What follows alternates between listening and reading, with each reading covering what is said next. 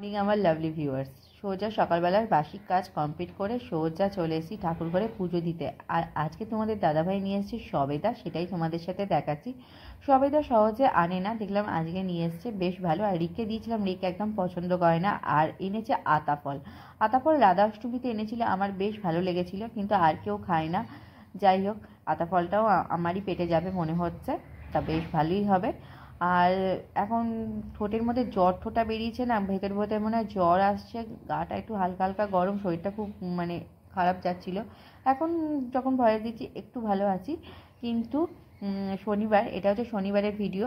আর শনিবার দিন মানে শরীরটা একটু খারাপ গেছিলো, সেজন্য ভেতর ভেতর জ্বর এসেছিলো। সকালবেলা টিফিন করতে ইচ্ছা করছিলো, তোমার দাদাভাইকে একটু ফোন করে বললাম যে আসার সময় টিফিন খেতে তো আসে, টিফিন খেতে আসার সময় আজ টিফিন করবো না, একটুখানি কচুরি নিয়ে আসো।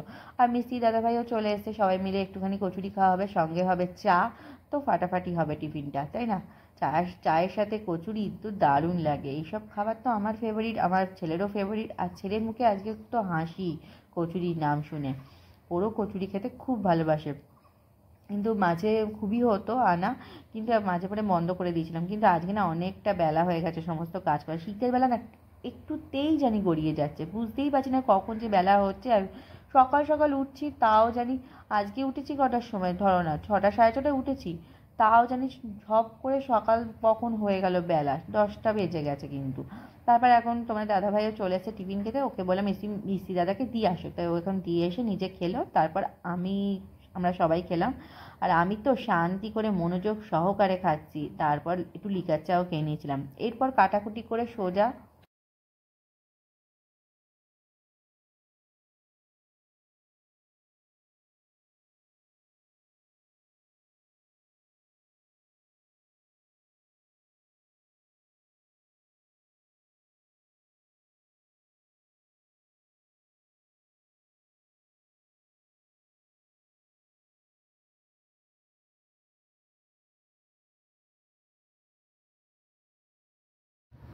আজকে মশলা কৌটো ঘেটে দেখলাম গরম মশলা ছিল না, তাই ঘিটাই দিলাম। ঘি তো আমি দিই, আর ঘিটা একটুখানি বেশিই দিলাম। কিন্তু ঘি খাওয়া তোমাদের দাদাভাই বারণ, আমি কিন্তু দিই না, কিন্তু এই কদিন একটুখানি দিতে হচ্ছে।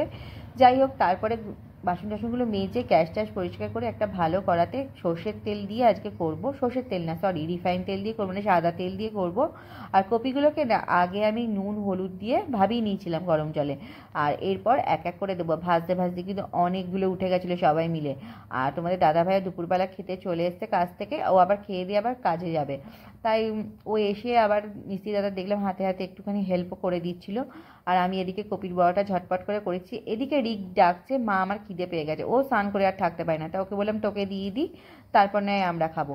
যাই হোক, এখন কপির বড়াগুলো কিন্তু খিচুড়ির সাথে দারুণ লাগে। আজকে আর পাঁপড় ভাজা ভাজলাম না, কপির বড়া দিয়েই হয়ে যাবে। আর এদিকে হয়ে যাবে, এটাই ভাবলাম। আর ওদিকে কপির বড়াটা হচ্ছে, তোমাদের দাদাভাইকে ডাক দিতে এলাম। ও দুপুরবেলা মানে কাজ থেকে খেতে আসে, তাই এখন খেতে এসে মিস্ত্রি দাদার হাতে হাতে ওই প্লাই কাটের আঠাগুলোকে তুলে দিচ্ছে। আর এইদিকে আমি খিচুড়ি করেছি বলে আমাকে একটুখানি ঝাড়িও দিল, যে খিচুড়ি কেন করেছো।